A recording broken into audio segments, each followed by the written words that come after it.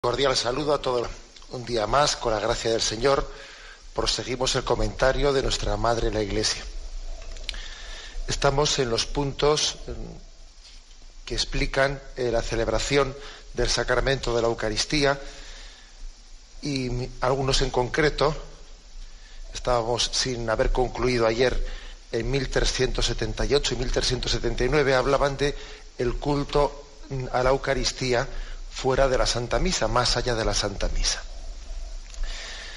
Es verdad, hay que decir una precisión, que es que cuando hablamos del culto a la Eucaristía, más allá de la Santa Misa, de la exposición del Santísimo, cuando hablamos de la procesión del Corpus, cuando hablamos de de todo lo que podríamos considerar visitas al Santísimo Sacramento, igual no es correcto decir el culto a la Eucaristía fuera de la misa, sino hay que decir el culto a la Eucaristía, prolongación de la Santa Misa. Es verdad que ese culto eucarístico que hacemos a Cristo en la Eucaristía prolonga la presencia de Cristo en la Eucaristía. Es como una Eucaristía prolongada.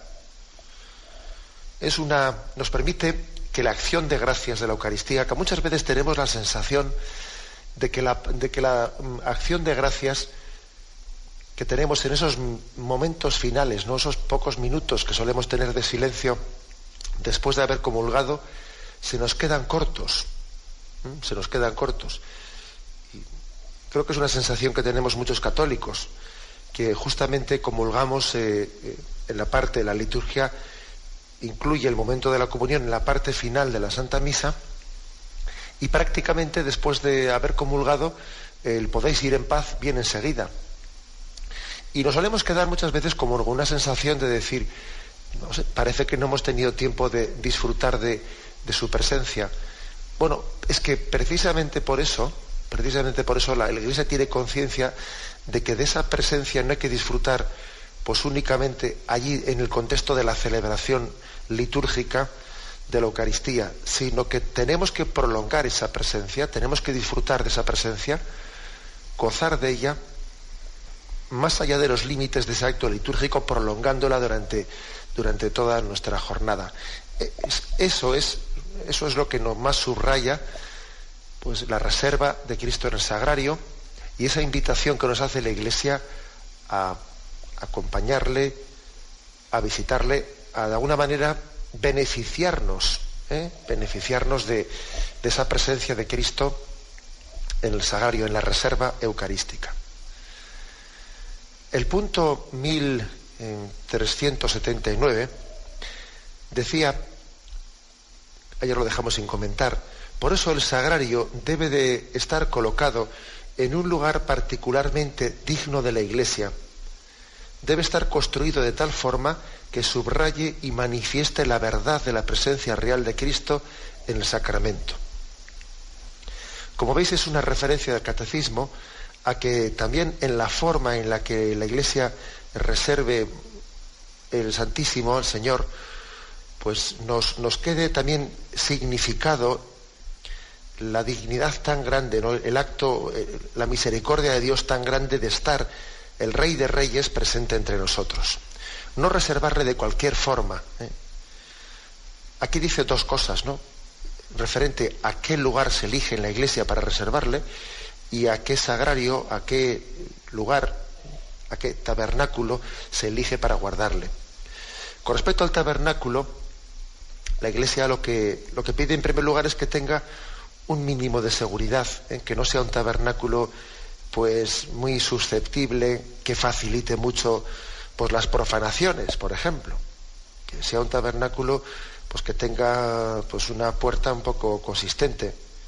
Que no sea un tabernáculo que no pueda coger y llevárselo consigo, que esté bien sujeto. Ese tipo de normas también pues la Iglesia las tiene prescritas, porque claro, pues porque a veces puede ocurrir que igual echemos mano de algunos tabernáculos, sí, son pues muy originales, etcétera, pero que pueden no cumplir la finalidad primera para la que han querido ser construidos, ¿no? Que la Iglesia quiere que haya un lugar en el que la reserva eucarística pues preserve también al Señor de profanaciones. De hecho, fijaros que en los primeros siglos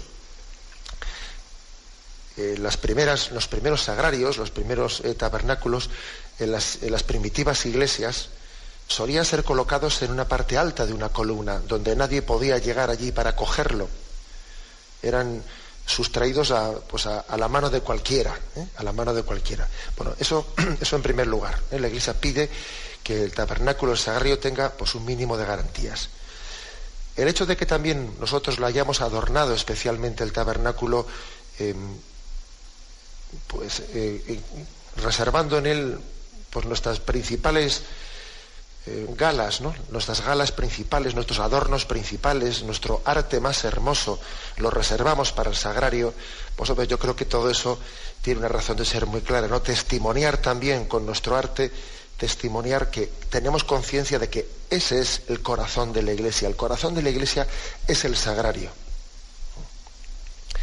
Sin un sagrario, sin esa presencia viviente, pues la Iglesia no deja de ser, la Iglesia no deja de ser pues una especie de almacén o un garaje, es verdad, una iglesia sin esa presencia de Cristo viva en el sagrario está vacía. Es como el sepulcro vacío del cual habían robado a Jesucristo. O sea, está vacía la iglesia sin la presencia de Cristo que está latiendo, con un corazón que late por nosotros. Por eso es normal que la Iglesia nos pida que nos esmeremos especialmente en el decoro del sagrario, que lo decoremos con especial unción, con especial delicadeza. Por supuesto que habrá formas distintas y artes distintos en la manera de decorarlo, ¿verdad? Pero siempre insistiendo en ese esmero, en ese cuidado, en esa delicadeza. A mí me suele emocionar especialmente cuando veo en algunos sagrarios, en algunos lugares a los que uno va, que el sagrario igual está todavía más adornado por dentro que por fuera. Algunos sagrarios han tenido la delicadeza de guardar sus materiales más preciosos, sus adornos pues más esmerados para el interior del sagrario más que para el exterior, siendo conscientes de que lo que hacemos en un sagrario no es, en primer lugar, es para dar gloria al Señor, no únicamente para expresión de esa gloria hacia los hombres, sino para dar gloria a Dios aunque no lo vea nadie, siendo conscientes de que no se trata de hacer algo de cara a la galería, a que nuestros ojos los aprecien o alguien nos diga qué bonito te ha quedado, qué bonito lo has hecho. No, hacemos y damos culto eucarístico al Señor en primer lugar para su mayor gloria. Para su mayor gloria. Eso creo que es hermoso, es ver cómo en muchos lugares pues se han trabajado los sagrarios más por dentro que por fuera. Eso es un signo de fe hermoso. Bien, pero también fijaros otra cosa, también aquí se insiste en la colocación del sagrario dentro de la iglesia, que es un tema no fácil, pero que es importante, porque por una parte el ideal es que la reserva de Cristo en la Eucaristía se pueda distinguir pues del altar mayor, pues de manera que cuando el sacerdote celebre la Eucaristía, pues si es posible que no tenga a su espalda en el altar mayor la Eucaristía, pues hombre, pues si es posible, pues conviene que no se superponga en la celebración eucarística ese Cristo que se hace presente en el altar, tomad y comed, esto es mi cuerpo, con el sagrario que está justamente a la espalda del sacerdote. De hecho, en algunos lugares, como ya hemos comentado, se suele correr una cortinilla, se corre la cortinilla tapando la reserva eucarística para que en ese momento, durante la misa, nos centremos únicamente en el altar, en la presencia de Cristo que se va a hacer presente en el altar. Pero claro, pasa una cosa, que a veces, por quitar al Señor, por quitar la reserva eucarística del altar principal, pues se le ha relegado pues a otros lugares de la iglesia que son poco dignos, en los cuales parece que esa presencia de Cristo en la Eucaristía queda descentrada, que parece que entonces no es significativa, que no llama, no ayuda a que los fieles adoren a Cristo en la Eucaristía, que parece que es casi como si fuese pues una imagen de un santo que está puesto en una esquina y uno pasa de largo. Y claro, evidentemente esa no es la mentalidad de la iglesia. Para eso es muchísimo mejor que se quede el Señor reservado en el altar mayor. Eso es lo que viene a decir, pues en esa instrucción Redención y Sacramentum que estamos también comentando paralelamente al catecismo, es básicamente lo que dice también. Voy a leer algunos puntos. Según la estructura de cada iglesia y las legítimas costumbres de cada lugar, el Santísimo Sacramento está reservado en un sagrario en la parte más noble de la iglesia, más insigne, más destacada, más convenientemente adornada, y también por la tranquilidad del lugar apropiado para la oración, con espacio ante el sagrario, así como suficientes bancos o asientos y reclinatorios. Atiéndase diligentemente, además, a todas las prescripciones de los libros litúrgicos y a las normas del derecho. Bueno, fijaros aquí cómo existe una insistencia especial en que el lugar de reserva del Santísimo pues reúna ciertas características, que sea un lugar, la parte más digna de la iglesia, que sea un lugar en el que pueda haber como un pequeño espacio de oración, de un silencio especialmente allí preservado. Hombre, el silencio tiene que estar en toda la iglesia, ¿verdad? Pero especialmente ante ese lugar donde está reservado el Santísimo, que haya bancos, que haya reclinatorios. O sea, se nos está indicando que se cuide especialmente el lugar de la reserva del Santísimo. Si es posible que este lugar sea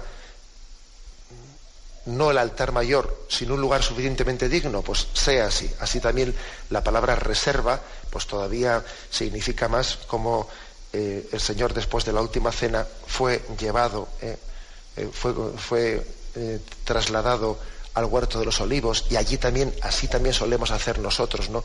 Pues en la hora santa, en el Jueves Santo, en la Semana Santa, hay una especie de traslado, como significando la reserva que Cristo, después de la última cena, se trasladó a aquel lugar de Gesemaní. Bien, eso lo expresa especialmente ese lugar de la reserva. Pero, cuidado, aquí hay una insistencia grande en que si no existe ese lugar adecuado en la iglesia, pues que se quede en el altar mayor, que no pasa nada, que se quede en el altar mayor. Recuerdo que en un cursillo, en el cursillo que tuvimos los obispos recién elegidos en el último año, que es un cursillo que organiza la Sagrada Congregación para los Obispos, pues al que también asistió un servidor, pues a los pocos días de la consagración en Roma. En aquel cursillo nos daban distintas charlas los cardenales preceptos, y el cardenal precepto del Sagrado Culto y la Liturgia, que es un cardenal africano, Arinze, nos habló también, pues en las distintas charlas que se nos daban, él también nos habló de este aspecto concreto. Y el hombre con mucha gracia decía que se quejaba de esto, ¿no? Se quejaba de que a veces pues podemos hacer unas reservas de Santísimo en las iglesias que parece que lo que hemos hecho ha sido pues relegar a un rincón que no invita nada a la adoración eucarística. Y decía él, es que a veces entro yo en una iglesia y cuando digo, ¿dónde está aquí el Santísimo?, me acuerdo de María Magdalena, cuando viendo el sepulcro vacío, se puso a llorar diciendo, es que se me han llevado al Señor y no sé dónde lo han puesto. Decía el hombre con mucha gracia, ¿no? Y bueno, allí todos nos reíamos de esa salida suya en el cursillo que nos daba, pero aparte de la gracia suya y de esa salida así recurrente, pues hay que reconocer que es verdad, que puede ocurrir que en una iglesia no esté suficientemente subrayado el lugar de la presencia eucarística. Y esto debe de ser palpable a nuestros ojos, ¿no? Que sea casi como una invitación de que cuando entramos a la iglesia, primeramente vayamos a saludar al Señor. Es más, cuando uno va a una fiesta, a un cumpleaños, ¿acaso lo primero no va a saludar directamente a aquel que allí es el anfitrión? Le saluda, le felicita y luego ya departe con todos, ¿no? Bueno, pues también nosotros deberíamos de acostumbrarnos al entrar en el templo, primeramente ir ante el sagrario, postrarnos ante él, hacer un saludo de adoración y luego ya, bueno, pues comenzar la disposición para celebrar el acto litúrgico. Pero primeramente ir allí y dirigirnos a ello. Bien, nos despedimos con la bendición de Dios Todopoderoso, Padre, Hijo y Espíritu Santo descienda sobre vosotros. Alabado sea Jesucristo.